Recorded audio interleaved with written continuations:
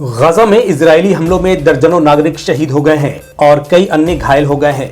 वफा रिपोर्ट के अनुसार शुक्रवार की सुबह उत्तरी शहर बेत लहिया में कमाल अदवान अस्पताल के आसपास के एक आवासीय ब्लॉक पर इजरायली हमले में 30 से ज्यादा लोग शहीद हो गए हैं। एजेंसी ने कहा है कि मलबे के नीचे कई लोग अभी भी लापता हैं। उत्तरी गाजा के कमाल अदवान अस्पताल में एक अस्पताल परिसर पर इजरायली ड्रोन हमले में व्हील चेयर पर बैठे 16 वर्षीय एक लड़के की भी मौत हो गई और चिकित्सा कर्मचारियों सहित कम से कम 12 अन्य लोग घायल हो गए। गाजा स्वास्थ्य मंत्रालय और अस्पताल के निदेशक ने ये जानकारी दी है। यह अस्पताल गाजा के सुदूर उत्तरी हिस्से में है और इस अस्पताल के कुछ ही हिस्से ऑपरेशनल है।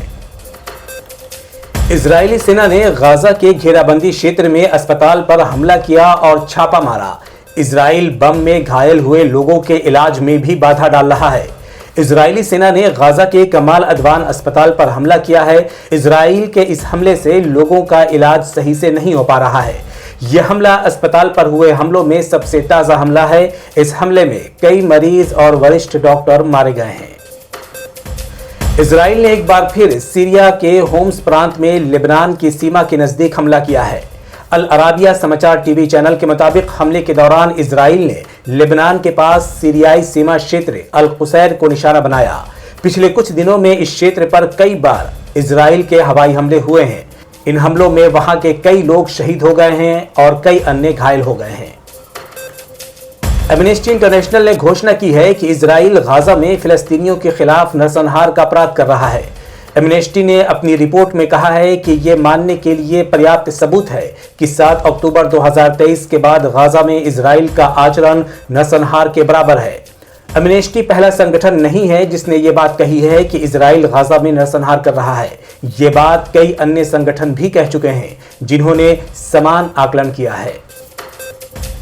दुनिया भर में चल रहे संघर्ष और युद्ध ने हथियार बेचने वाली कंपनियों को काफी फायदा पहुंचाया है। यूक्रेन रूस युद्ध और गाजा में इजरायली हमलों से अमेरिका की हथियार कंपनियों को सबसे ज्यादा फायदा हुआ है।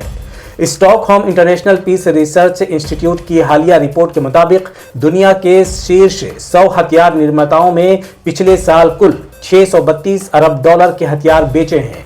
रिपोर्ट के मुताबिक पिछले साल दुनिया भर में बेचे गए 50% सैन्य उपकरण अकेले अमेरिकी कंपनियों द्वारा बेचा गया है।